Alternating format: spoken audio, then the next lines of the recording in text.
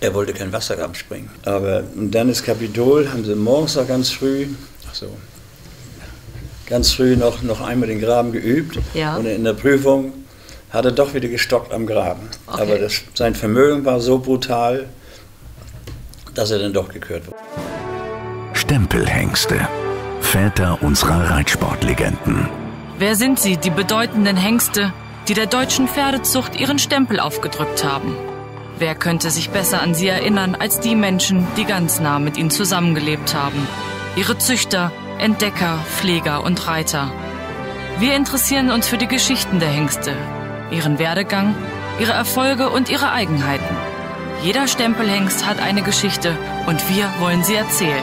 Stempelhengste. Hallo Ina. Hallo Lynn. Willkommen zurück zu einer neuen Podcast-Folge Stempelhengste.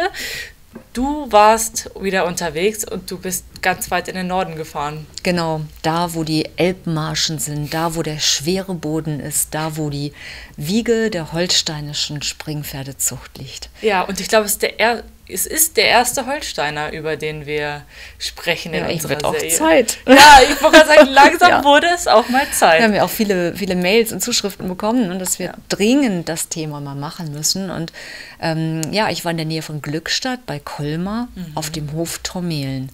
Und faszinierend, also ein Hof, auf dem seit über 500 Jahren die Familie lebt, also ein Familienbetrieb. Wow. Das Thema waren immer Pferde, also schwere Ackerpferde, die diesen schweren Boden da oben beackern mussten. Und Harm Tormelen, mit dem ich gesprochen habe, mittlerweile 75, aber topfit und rüstig, meinte, das sei wohl der Grund, warum das holsteinische Pferd so zäh ist und so belastbar und unkaputtbar.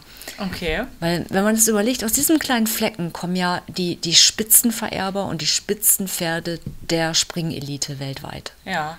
Über wen hast du mit ihm gesprochen? Ja, da ging es natürlich um Kapitol 1. Ja. Der steht dort auch im Garten, Bronzestatue, weiß angemalt, in Lebensgröße, beeindruckend. Wow. Und im Winter kriegt er auch eine Decke auf, ja. Die war jetzt schon runter.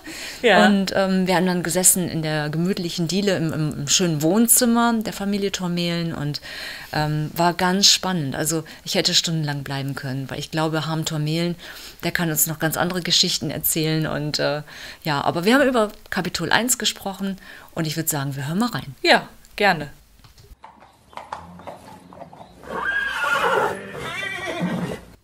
Harm, vielen Dank, dass ich euch besuchen darf auf diesem traditionellen Hof hier in Colmar. Ja, die Wiege der Holsteiner Pferdezucht, kann man sagen. Also alles hier auf diesem Hof ist eigentlich Geschichte. Es ist beeindruckend und legendär. Und das seit vielen, vielen Jahren, seit über 500 Jahren ist der Hof in Familienhand. Hast du mir vorhin erzählt. Und heute sprechen wir natürlich über den legendären Vererber, der hier von eurem Hof, vom Hof Tormelen kommt. Und das ist Kapitol 1. Aber bevor wir über Kapitol 1 sprechen, sprechen wir über seine Urgroßmutter. Das war, glaube ich, die Stute, die dein Vater vor dem Abdecker gerettet hat, oder? Richtig, ja, richtig. Die ist Rappel? Die ist Rappel. War auch ein Schimmel, ne? Nee, eine braune Stute. Okay. Kleine braune Stute. Und mein Vater wusste, dass die immer über die Gräben springt, über die Zäune springt und hat 4-5 Mal den Züchter, den Besitzer und Bauer gewechselt, weil die arbeiten sollte, dann war sie in einer anderen Weide, sie war weg. Und das hat mein Vater so interessiert. Und der Züchter hat sie auch mal auf dem Turnier geritten. Und er hat sie in die Weide gebracht und ist einfach übers Tor gesprungen mit der Rappel. Ja. Der hat das Tor nicht aufgemacht, abends nach der Arbeit übers Tor gesprungen, hatte auch einmal sogar noch einen 10-jährigen Jungen mit auf dem Pferd, der saß auf dem Hals. Da habe ich den Jungen später mal gefragt, stimmt das eigentlich alles, dass du da auf dem Hals saßt von der Rappel? Ja, das stimmt. Er hat das Tor nicht aufgemacht, ist mit mir einfach rübergesprungen. Ist alles gut gegangen. Und die Stute ist aber auch selber dann überall rausgesprungen? Ja, ist auf Turniere gegangen, kleine Turniere. Und dann hat mein Vater noch, er wollte die haben. Hat er vom Schlachter gerettet, hat dem Viehhändler, die Bauern haben dann ja Traktoren gekauft, oder den ersten kleinen Trecker mit 30 PS. Und dann gingen natürlich die Pferde auch zum Schlachter, in Zahlung genommen, gegeben beim Traktor und hat dem Viehhändler gesagt, du kriegst 500 Mark, pass auf, dass sie nicht zum Schlachter geht. Hier bei uns abliefern. Ja. Das ist auch losgegangen, ist nicht zum Schlachter gegangen, hat sie vom Traktorenmann wieder gekauft und hat seine 500 Mark gekriegt. Und diese Rappel hat mich zum Reiten gebracht. Wie war das? Ich hatte ein Schicksal. So mit 6, 7 Jahren sollte ich dann mitreiten, Abteilungsreiten, und ich hatte eine alte Stute bekommen und die war ein bisschen alt und der Tätenreiter hat mich nachher überholt. Und der Reitler hat so rumgeschrien mit mir, da bin ich von dem Pferd abgesprungen und habe mich nicht mehr im Stall sehen lassen, hatte die Schnauze voll. Als Junge hatte man da ja auch einen schweren Stand, auch schon damals wahrscheinlich. Ne? Ja, aber dann mit 10 Jahren da kam die Rappel zu uns auf den Hof und die war so lieb und war charakterstark. Und ich habe ein Turnier geritten, habe gleich das A-Springen gewonnen, L-Dritter, nachdem sie war 23 und bekam keine Fohlen mehr. Die hatte mehrere Fohlen hier noch bekommen bei uns, bekam keine Fohlen mehr, aber hat mich zum Reiten gebracht. Toll. Und ich durfte das Gewinngeld behalten, einen Ehrenpreis gehalten und dann war ich heiß aufs Reiten. Super motiviert. Motiviert, und danach auch also die hat mich dazu gebracht. Und Rappel ist ja die Urgroßmutter von Kapitol. Ja, ja. Genau, dann ging das weiter, also die brachte gute Fohlen, die wurden dann behalten und dann wurde Kapitol geboren. Das war 1975 und er wurde hier bei Ihnen auf dem Hof geboren. Ja, ja, Erinnern Sie sich? Ja, ich erinnere mich. Und da war Marcel, der war Geschäftsführer vom Holsteiner Verband und hat mir in einem Schlag alle Fohlen abgekauft. Mit einem Schlag. Das war nicht das Geschäft. Also normal, heute ist es gar nicht mein Geschäft, Fohlen zu verkaufen, aber ja, ich hatte eine unglückliche Situation. Meine Partnerin, die wollte nicht, dass ich Turnier reite und na gut, dann verkaufe ich eben die Fohlen. Mhm. Ja. Und dann sind die mit einem Schlag Mit einem Schlag alle zum Holsteiner Verband. Und erinnern Sie sich aber noch an die Nacht oder an den Moment, an dem Kapitol 1 geboren wurde? Nicht unbedingt, nicht unbedingt. Nicht. Kommen ja Schlag auf Schlag die Fohlen im Frühjahr und dann... Ich weiß nur eine andere Sache. Die Oma von Kapitol, die Vase, die konnte schon so gewaltig springen. Mhm. Aber der Reiter damals, den mein Vater da eingestellt hatte, der hat mir die Stute verheimlicht. Also die Vollbude war zweimal deutsches erfolgreiches Sportpferd Romanus und er hat mir das Pferd verheimlicht, gar nicht gesagt, dass sie so springen kann. Ja. Und hat mir auch noch beim anderen Pferd mir das Pferd verheimlicht, dass der so springen kann. Der ging in der Olympiade, dieser Ringo, der kommt aus dem Corrado-Stamm. Und die Vase habe ich jetzt 20 Jahre später erfahren, mein Vater wollte einfach züchten mit ihr. Ja. Er wollte einfach züchten und sie war auch ein Bild schön und unheimlich lieb, Charakter wie ihre Mutter. Und 20 Jahre später habe ich erfahren, er hat sie heimlich springen lassen, die haben Ziegelsteine noch auf die Bande, unsere Bande ist schon hoch. Und da ist sie noch rübergesprungen. Ja, wir haben die vorhin gesehen, die Bande ist wirklich extrem hoch. 90 hoch. Und dann noch Ziegelsteine und da ist sie auch noch rübergesprungen. Oh. Aber mein Vater wollte sie nicht verkaufen, er hatte hohe Gebote bekommen, aber... Und er hat es verheimlicht, weil er wollte... er wollte züchten. Das war das Nebeneffekt. Damit wurde in der Zeit überhaupt kein Geld verdient. Das waren nur die Besten, die hatte dann zurückbehalten für die Zucht. Ja, weil im Sport sind die auch damals gar nicht gegangen. Ne? Wenn man jetzt den Weg von Kapitol sieht, der selber ist ja nicht eine einzige Prüfung. Kein Turnier gegangen. War damals so zu der Zeit, 70er, 80er Jahre. Waren Sie dabei, als er gekürt wurde, 77? Ja, als er gekürt wurde und auch als er Leistungsprüfung gemacht hatte bei Burkhard Wahler, er wollte kein Wassergraben springen. Ah, okay. Er war, also, die Romanus war ja auch ein bisschen, der Vollbruder von der Vase, der war auch wasserscheu. Der konnte das schon riechen, wenn da ein großer Graben im Parcours war. Dann war er schon sehr, sehr, sehr sensibel. Gut, bei der Vase wussten wir, die wurde ja kein Turnierpferd, aber und dann ist Kapitol, haben sie morgens noch ganz früh noch einmal den Graben geübt. Ja. Und in der Prüfung hat er doch wieder gestockt am Graben. Okay. Aber sein Vermögen war so brutal, dass er dann doch gekürt wurde. Haben Sie erkannt, dann Gott sei Dank. Ja. Aber zuerst fiel er ja nicht so ganz doll auf, glaube ich, ne? Bis dann dieser Tag kam in Elmshorn. Als die Holstein Verband in der ganz alten Halle haben sie die Hengstpräsentation, da war das noch in der Zeit so kalt, die alten Bauern, die haben alle Zeitungen mitgebracht und haben auf einer Zeitung ihre Füße gewärmt.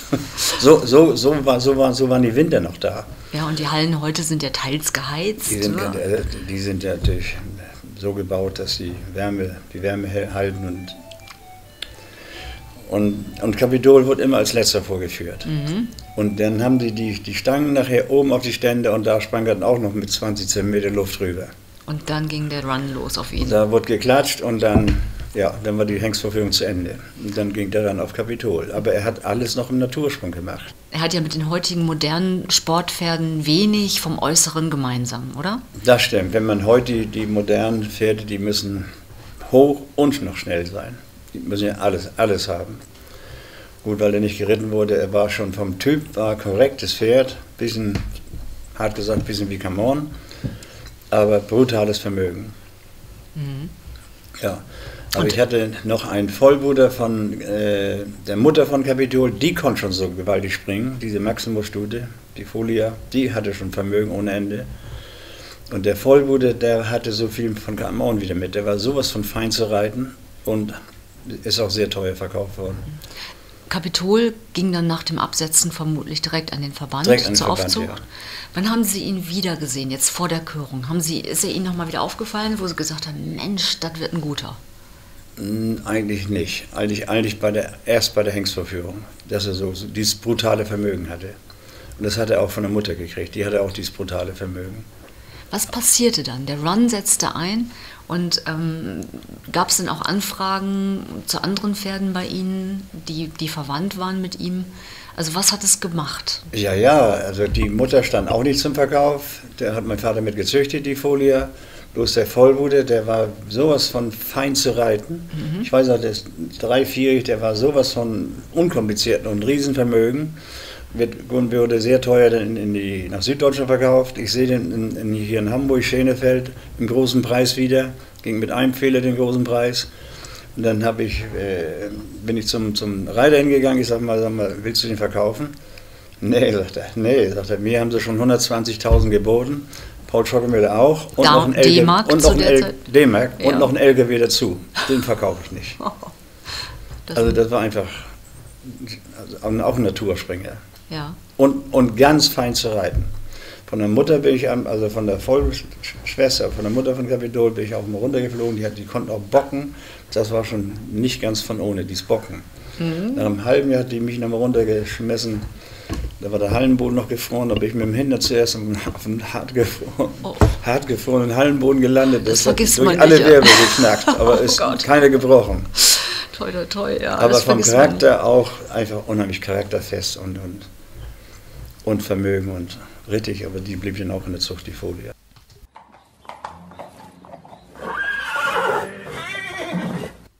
Der Holsteiner Kapitol I wurde 1975 bei Züchter Hahn-Tormehlen geboren. Der Hengst von Capitano mal Maximus mal Ramses wurde direkt an den Holsteiner Verband verkauft, wo er 1977 die Körung erhielt. Er selbst wurde nie auf dem Turnier vorgestellt und damit beläuft sich auch seine eigene Lebendgewinnsumme auf 0 €. Seine Nachkommen jedoch sammelten eine Lebendgewinnsumme von über 5,2 Millionen €. Zu eben diesen Nachkommen zählen Weltnamen wie Karthago, Cassini I und Cento, sowie 33 andere gekörte Söhne und 34 eingetragene Zuchtstuten. Bei den Olympischen Spielen in Sydney im Jahr 2000 gingen gleich 3 Kapitol-Nachkommen an den Start, in Athen waren es sogar 4. 1999 verstarb Kapitol I und erreichte posthum noch im Jahr 2000 und 2001 die Spitze der Weltrangliste der Springvererber.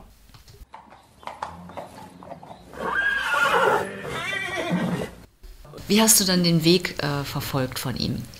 Ja, eigentlich, das waren Verbandshengste, die hat ja Söhne gemacht und ja, den Weg. Was natürlich gewaltig war, im Jahr 2000, 2 Kapitolsöhne, Cento, Karthago, waren erster und zweiter im großen Preis von Aachen. Das war eine Nummer. Ja. Hat natürlich auch tolle Reiter. Otto Becker hat Cento geritten, Jos Lansing Karthago, Und dann natürlich auch verfolgt natürlich die Sporterfolge, eben Olympiade 2004 in Athen. Da waren so viele Kapitols von den 4 Pferden.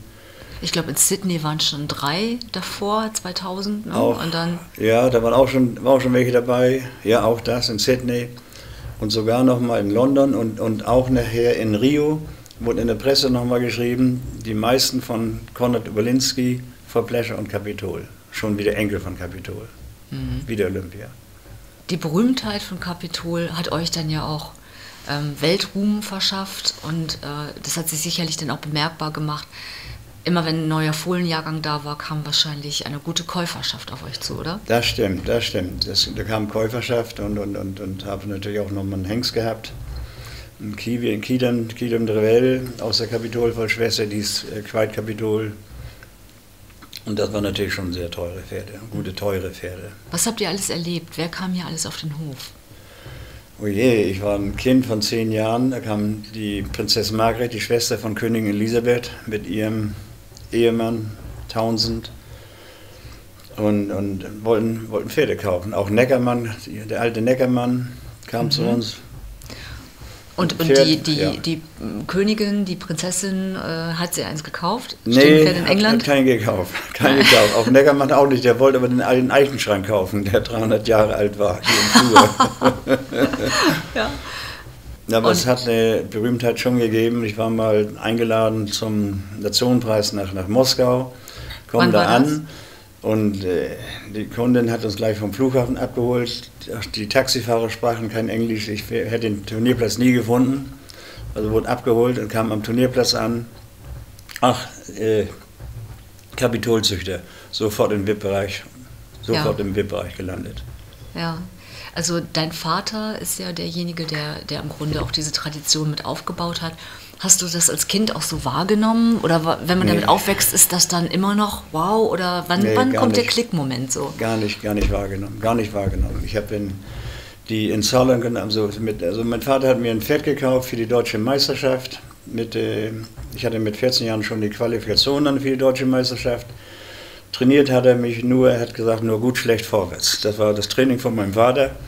Und dann die Handelspferde, die nicht so richtig funktionierten. Das waren meine ersten S-Pferde. Hatte auch eine Hannover-Stute und einen Trakehner-Wallach, der Trakehner-Wallach. Da war ich in Segebach, Zweiter im großen Preis, Herbert Meyer, das war ja ein offenes Turnier. Und da war ich 18 und naja, aber wahrgenommen habe ich es eigentlich gar nicht. Das kam erst später, als ich dann mit 23 Jahren bei Albin Schockemüller war, mal ein halbes Jahr. Und das Albin nebenbei sagte, dann stand dein Vater ist ja einer der größten internationalen Pferdehändler. Ja. Das erste Mal bei mir auf den Tick gemacht. Aha. Und dann wusstest du, okay, du möchtest in seine Fußstapfen treten? Ja, dann wollte ich in seine Fußstapfen treten, aber da hatte ich ein anderes Schicksal. Meine Gera, mit der ich schon mit 19 Jahren Serie große Preise geritten habe und platziert und dann nachher auch Nationenpreis in Holland gewonnen, auf dem Doburg vor der Tür meiner Frau, habe ich das SB-Springen gewonnen mit 2 Olympiasiegern und habe meine hübsche Frau gesehen, wollte dann mit ihr tanzen, aber sie kam nicht. Aber nächsten Morgen war Neckermann da und wollte unsere alte Gera abkaufen. Aha. Und da habe ich aber ein Schicksal, die standen überhaupt nicht zum Verkauf, die wollten wir einfach behalten, länger behalten. Und da kam Hatti Stegen an hier bei uns und wollte ein anderes Pferd kaufen, 6-jährigen Wallach, der schon einen großen Preis hier bei uns in Segeberg platziert war. Und Hatti Stegen konnte einfach so reiten, dass ich war fasziniert, aber habe für mich nur gedacht, bleib kleiner Bauer, verkauf deine Pferde. Gegen den hast du sowieso keine Chance. Das Pferd sprang mit dem einfach 20 cm höher als mit mir. Mhm. Und leider, das Schicksal hat es so hart getroffen. Ist ja verkehrsmäßig tödlich verunglückt. Auch der ganze Clan hat sich alle mit dem Auto irgendwie per Schicksal. Und er hat euch dann aber ein Pferd abgekauft? Er hat ein anderes Pferd abgekauft, aber für mich habe ich gesehen, wie dieser Kerl reiten konnte. Das ist faszinierend. Ja. Er hat ja dann auch meinen Big Boss Albin Schockemüller vom Thron geholt. Mhm. Da hatte Albin wieder keine. Albin war gut eng befreundet mit meinem Vater. Er sagte, dieser ist jünger und hat bessere Pferde und ist stark. Aber das ist natürlich ein großes Erbe, das ihr habt. Also mit Kapitol, Landgraf, wenn man so die Reihe fortsetzt. Ihr habt weltweit die Springpferdezucht mit euren Pferden hier aus diesem kleinen Dorf, ja, ganz idyllisch gelegen, beeinflusst. Ja, was macht das mit einem? Hat dich das verändert? Ja, eigentlich verändert nicht. Ja, ich habe ja auch noch ein Schicksal gehabt, eine verkehrte Frau geheiratet. Ich durfte nicht mehr Turnier reiten, obwohl ich schon international dabei war mit 19, 20. Hat der Hof aber auch sehr gelitten, weil ich war total aus dem Turniersport raus, die Kunden waren alle weg. Ja. Die Kunden durften nicht von der Halle ins Haus, die hatten ja dreckige Schuhe. Das ist natürlich Durfte überhaupt kein gutes Pferd kaufen am Turnier. Was unser Geschäft auch war, talentiertes Pferd früh kaufen, Ja, das ist zu erkennen ein natürlich. Jahr reiten und dann teuer wieder weiterverkaufen. Ja, Das ist unser Geschäft. ja. Oder auch die eigenen. Und das Naja, war dann so eine Phase, wir reden wahrscheinlich über die 90er, 80er, 90er ja, Jahre? nee, Ende die 80er Jahre. Die 80er Jahre. Ja, die 70er Jahre. Da war ich, die 70er Jahre. Ja. Und dann gab es Und dann kam meine Frau 1980. Die habe ich dann auch sofort geheiratet. Und dann kam wieder die Wende. Und dann kam wieder die Wende, ich durfte wieder mehr züchten und durfte Pferde kaufen, Turnier reiten Ja. und. Werbung. Außergewöhnliche Zeiten erfordern außergewöhnliche Maßnahmen. Darum bietet das Reitsportmagazin auf seiner Homepage einen virtuellen Marktplatz für Privatpersonen und Gewerbe an. Das Angebot reicht von Immobilien über Fohlen bis hin zu Dienstleistungen und innovativen Produkten. Viele Aktionen und Rabattcodes bringen hier trotz Corona Käufer und Verkäufer zusammen. Schnell, einfach und für einen kleinen Preis können Anbieter hier ihre Kunden zielgruppengenau auf dem Marktplatz erreichen. Weitere Informationen zum Marktplatz gibt es ebenfalls auf der Homepage www.reitsport-magazin.net oder direkt mit dem Link in unseren Shownotes. Und Kapitol, der Name schwebt über dem Gestüt, schwebt über dem Hof. Auch heute habt ihr noch sehr illustre Kunden weltweit. Ja. Wer kommt so zu euch? Prinzessin Aya, unsere Hauptkundin. Ja. Wie viele Pferde hat sie von euch? Eine ganze Truppe. Eine ganze Truppe. Es wird Zeit, dass sie mal wiederkommt.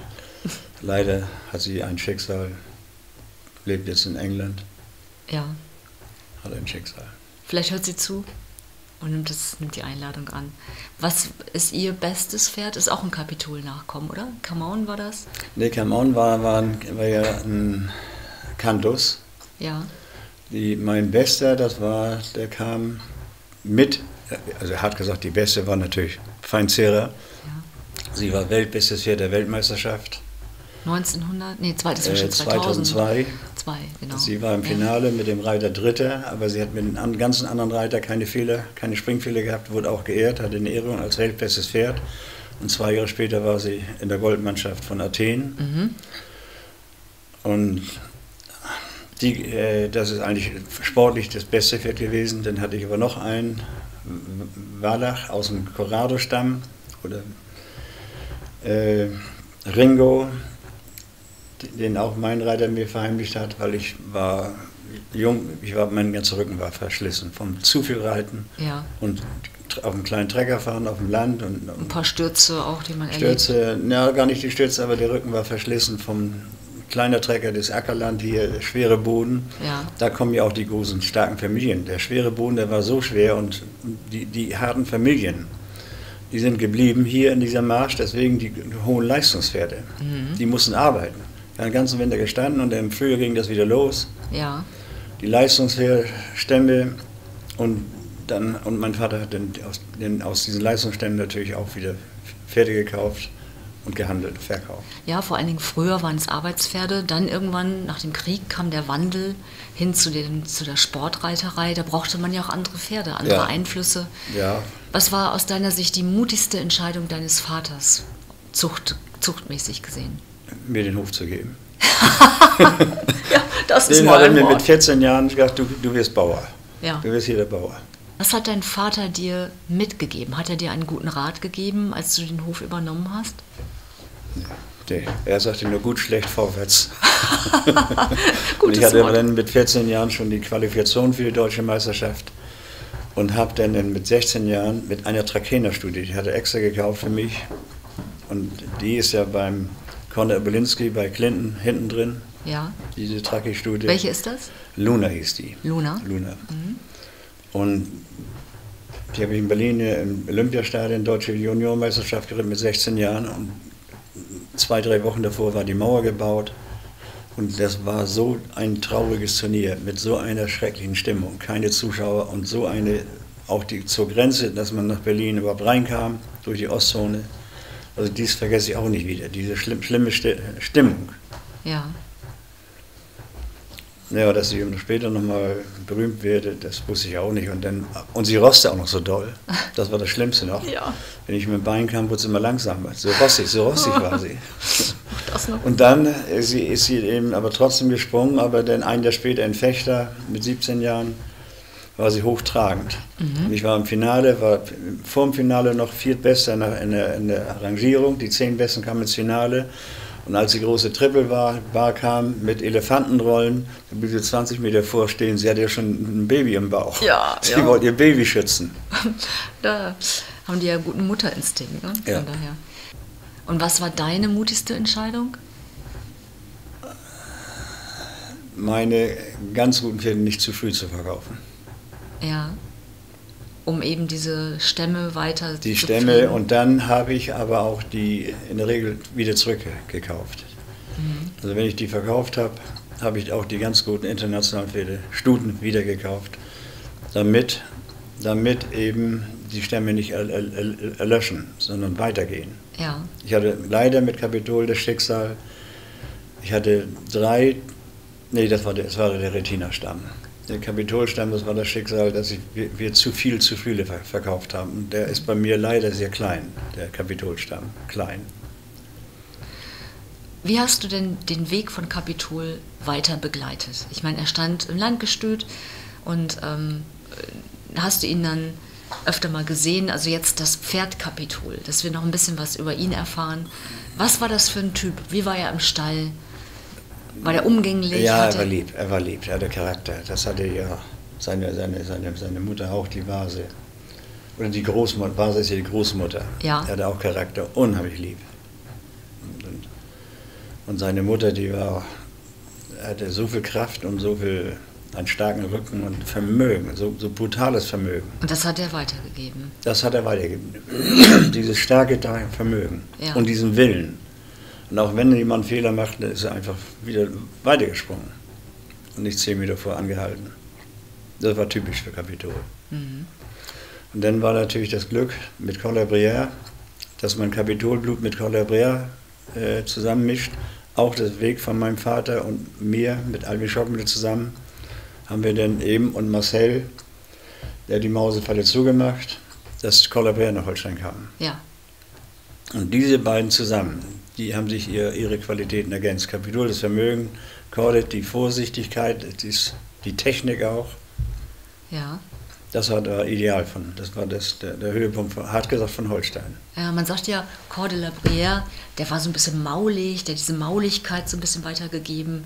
Wenn man jetzt die Neider und die Kritiker, wenn die über Capitol jetzt herfallen, was hätten die an ihm zu bemängeln? Ja, jetzt das Moderne. Die waren Vermögen viel, aber dann nicht schnell genug. Ja. Und was auch, Capitol ist ja auf Ramses gezogen. Ja. Und die Ramsesse brauchten Bein. Ramses war Anglo-Araber. Anglo-Araber, Ja. reine Anglo-Araber, bildschön, aber sie brauchten auch Bein. Und dann zweimal Ramses bei Capitol, also sie brauchten dann auch wieder Blut dazu, dass sie auch von alleine vorwärts gehen.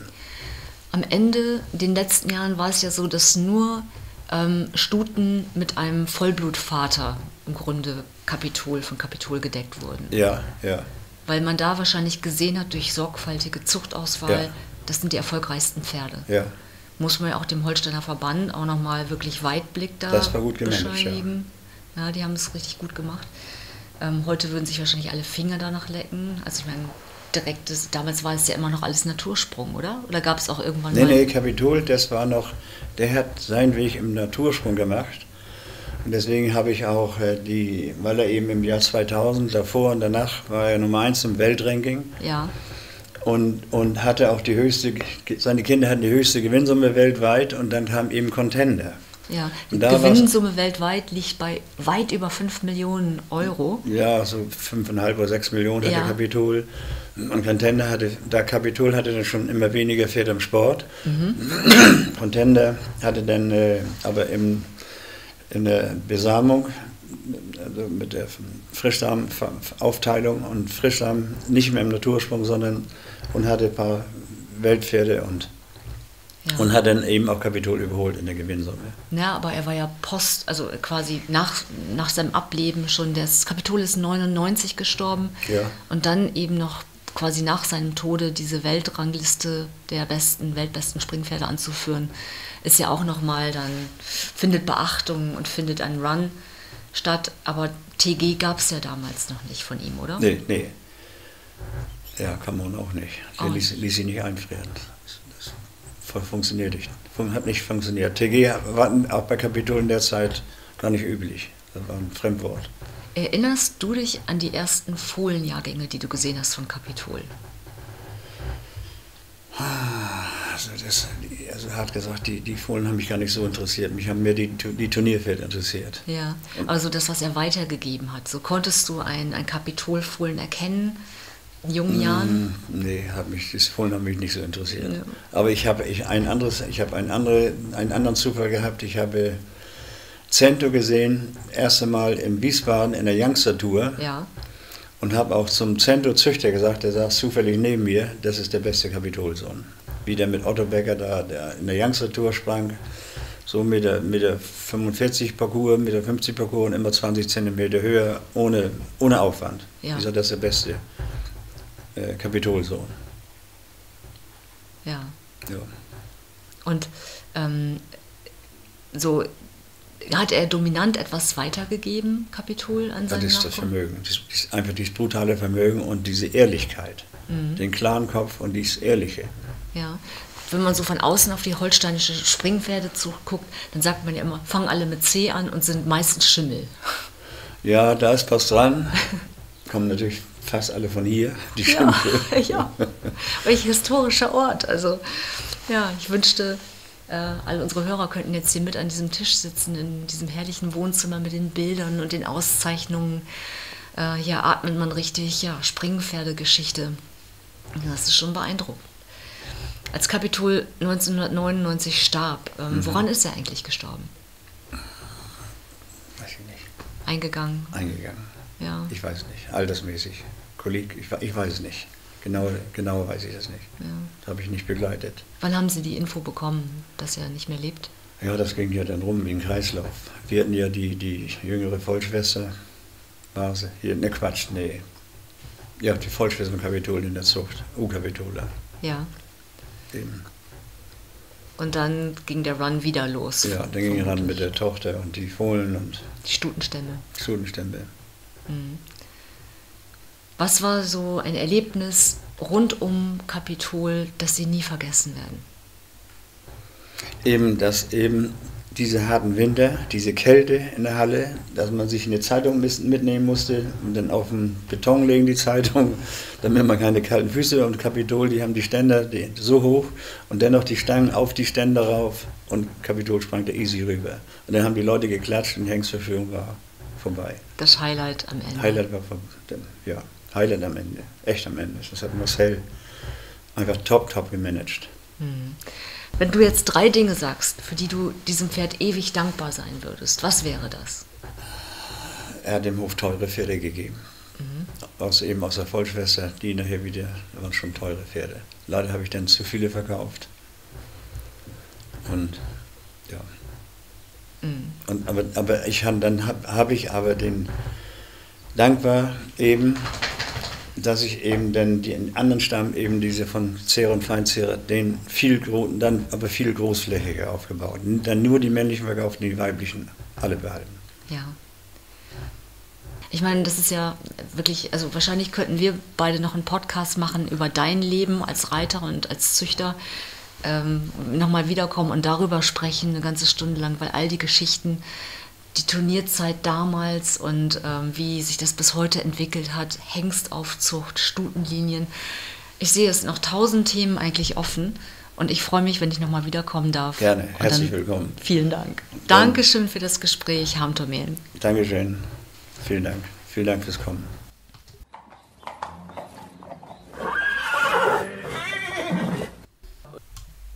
Ja, spannend, dass dieser Begründer der weltweiten Springpferdezucht oder ja, der einfach so viel Einfluss hatte auf die weltweite Springpferdezucht, selber einfach 0 Euro eigene Lebensgewinnsumme gebracht hat. Unglaublich. Ja, und dafür seine Nachkommen über 5 Millionen, fast 5,2 Millionen.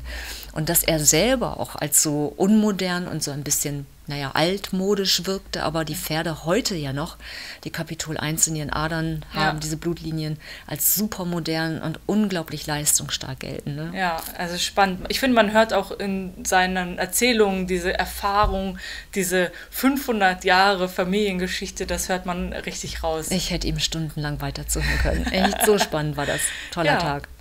Dann ich glaube, ganz spannend wird es auch in 2 Wochen mit unserer nächsten Folge. Da haben wir wieder eine Reiterfamilie, eine Züchterfamilie besucht. Genau, du warst bei Sosatz auf dem Hof. In Lemwerder, gar nicht so weit weg.